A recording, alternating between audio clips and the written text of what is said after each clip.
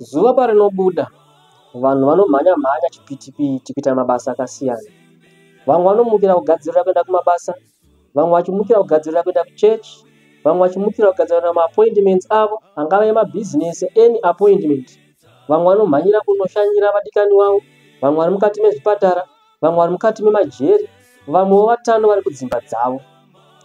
Kana vari vana mai vanomuka vachibata basa kuseni, vanomuka kugezesa vana, kuvaitira mbuva kuti vaende kuchikoro. Dzimwe dzenguva vobata mbuva yababa nekuvaisira mvura kuti vageze vaende kubasa. Vanobata basa nenguva. Vana mai toda kutenda nebasa rakanaka kudai. Upenyu hwedu varume hunotirerukira kana muripo. Vana baba vanomuka zvikara vanozosara vakarara vachimhanya vombotema tuhuni, vombochera tumvura, vosiya vafidha huku, vozopinda munzira vakanaka kubasa. Kuti vanobata basa nenguva. Zvakadai zvinoda kutenda. Mwari vakuitire zvakanaka vanoita zvakadai. Then zvakadaro mabasa tiri kubata nguva, tinobata basa nenguva. Kana kuri kuenda kuma appointments, business appointments, tiri kunosvika tichibata nguva. Kana kuri kushanya visiting hours ekuchipatara, tiri kumavisita tichinobata nguva. Kana kuri kujeri, nguva yakatarwa yekuti tione vasungwa, tinokwanisa kuibata. Mubvunzo wangu uri kuti, ko patinoenda kuimba yaMwari, tiri kuzvigona here? Patiri kuenda kukereke, kwatinonamata, kwatinowana dzidziso pamusoro peupenyu husingaperi, tichiwana dzidziso pamusoro pekurarama kwatingaita kuti tirarame zvakanaka. Mufaro wangu kuchingamidzai kuchanel yedu iAmazing Word. Nhasi tiri kurukura topic inonzi iyo punctuality, kubata nguva panguva kuchechi. Panguva ino tinokukokai mose tipfugame, tinamate, tikumbire uvepo hwaMwari apo patirange tichikurukura pamusoro pekubata nguva pakuuya kuimba yaMwari. Ngatikotamisire uso hwedu tinamate. Samasimba ari kumusoro kudenga musara mambo Jesu, tinokutendai Ishe nekuti matipa mukana kuti tidzidze pamusoro pekubata nguva. Chivhurai hana yemumwe nemumwe akateerera, neniwo mundivhure samasimba ose. Imi muchitaura kwatiri tigozvibata nekuzvinzwisisa. Zvitibatsire mukurarama kwedu kwezuva nezuva, kuti pamunouya kuzotora vatsvene venyu tigoona takafanana nemi samasimba ose. Chiitirai mumwe nemumwe ari panguva ino zvakanaka, murape ari kurwara akukwanisa kuteerera. Muzita renyu, muzita ramambo Jesu unogara nokusingaperi. Amen. Muparidzi chapter 3:1 inoti, chinhu chimwe nechimwe chine nguva yacho, shoko rimwe nerimwe rine musi waro. Asi ini ndaita problem nevanhu vari kusvika pachechi nenguva yavanoda. Kana zvanzi izvo neshoko raMwari, chinhu chimwe nechimwe chine nguva yacho. Ko, kana tava kuuya kuchechi, mumwe achisvika na9, mumwe asvika na10, mumwe asvika na11. Zviri kureva here kuti nguva yechechi yatinotanga chechi yakasiyana nekuda kwekuti vanhu vakasiyana? Ndave kuita dambudziko nevanhu vanosvika pachechi nenguva dzavanoda. Tinatsoziva tose kuti Sabbath school inotanga na exactly 9 o'clock. To my surprise, Sabbath school inotanga pachechi paine vanhu vashoma. Vanozoita vachiwanda nekufamba kune kuchita Sabbath school. Inozopera vanhu vazara. Asi munombozva kuti kudii vadikani? Inotozokwana nguva yedivine, mumwe asati asvika, otozosvika nguva yedivine yave pakati. Zvinombofamba sei? Mwari ndozvavanoda here? Kana vati chinhu chimwe nechimwe chine nguva yacho.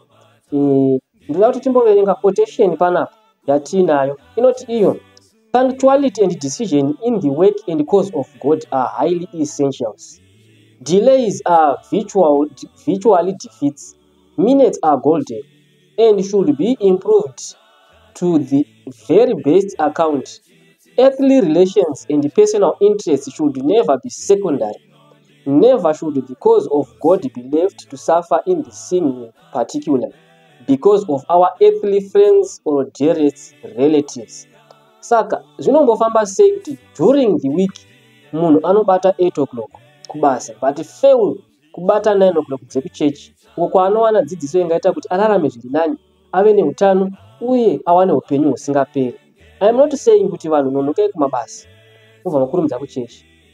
Ndinongoda kuzama kuburitsa pfungwa yekuti ngatibate nguva kumabasa kwacho, tobata nguva kunyange nekuimba yaMwari, uko kwatinowana shoko rinotisandura kuti tiwane upenyu husingaperi. Sezvo shoko riri kuti everything has its time. Kutoenda kubasa kune nguva yako. That's why tichimukira tichinobata 8 o'clock kubasa. Kungave kudya kune nguva yako. That's why chinzi kune breakfast, lunch nesupper. Kunyange mabhazi chaiwo ane nguva yawo. Bhazi ukatotarisa rine timetable yarinofamba nayo. Haringofambi nje. Kuenda kuzvipatara chaipo unoona varwere. Kune visiting hour, haungoende pawadira. Kunyange pakurara chaipo kune nguva yekurara. Asi vazhinji vedu nguva yekurara vari kuinyima, vari kuita shoko. You will be surprised kuti munhu anospenda nguva hours yekurara kunosvika even to 12 o'clock. Ari pa WhatsApp, ari pa Facebook, ari pa TikTok, ari pa Twitter, any social media pafoni pake achitadza kurara. Asi shoko raMwari riri kuti chinhu nechimwe chine nguva yacho. Then vanhu vatadza kurara kusvika midnight. Pakuzomuka panoita basa. Watadza kumuka wakunonoka kuchechi. Asi shoko raMwari rati isusu chinhu chimwe nechimwe chine nguva yacho. Ngativerengei the following quotation yatinayo pano. Inoti iyo, it is said that many are always late on the Sabbath morning. By sleeping late they waste a good part of morning of this day that belongs to the Lord, to the God, and that He asks us to consecrate to Him. In this way they rob God. Because of this they are late with everything. The family is confusion, and in the end everyone is late for Sabbath, for Sabbath school, and perhaps even for the divine service. Why not get up early with the birds and bring praise and thanksgiving to Lord? Try it, brothers and sisters.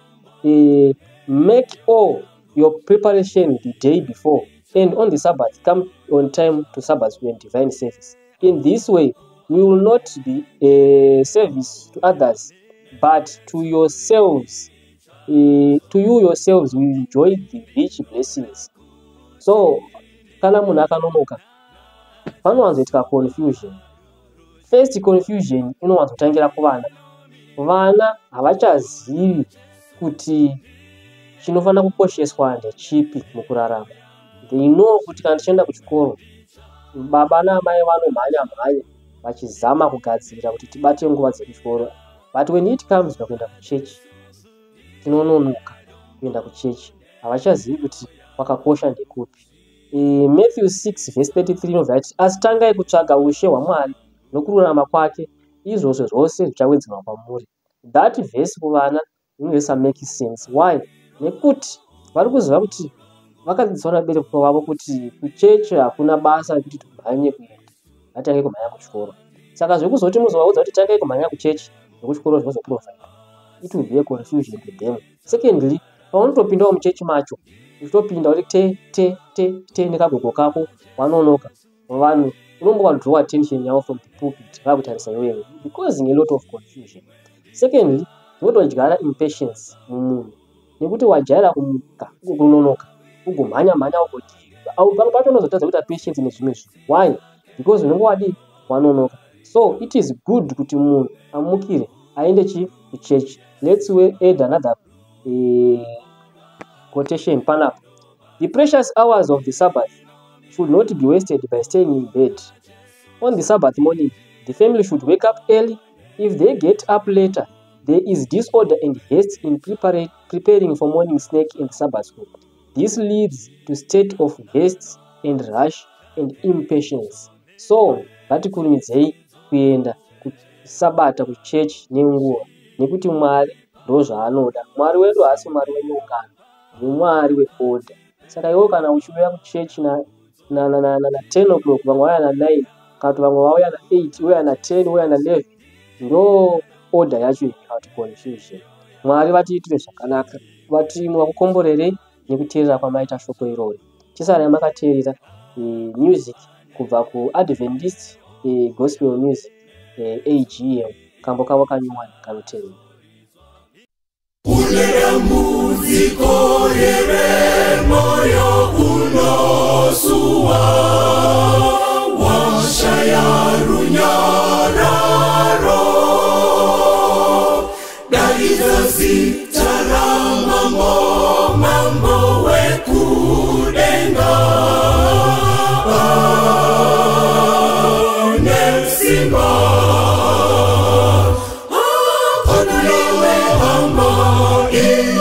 inakunda Yesu kuna imwe na mamatona Yesu iye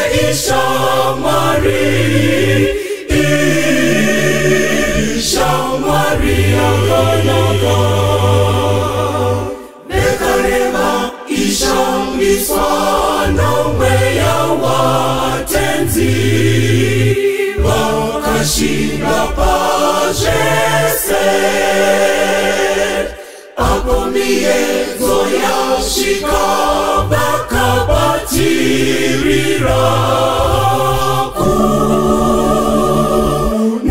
tenzi ona iwe hama inakunda Yesu kuna imwe na matatona Yesu iye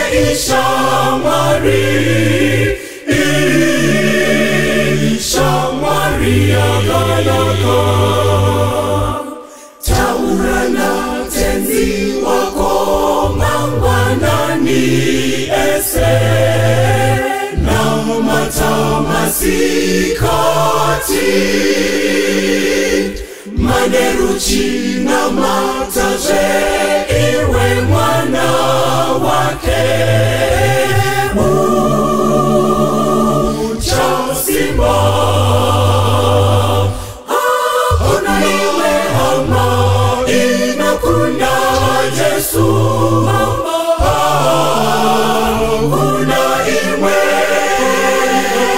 na mamatona Yesu iye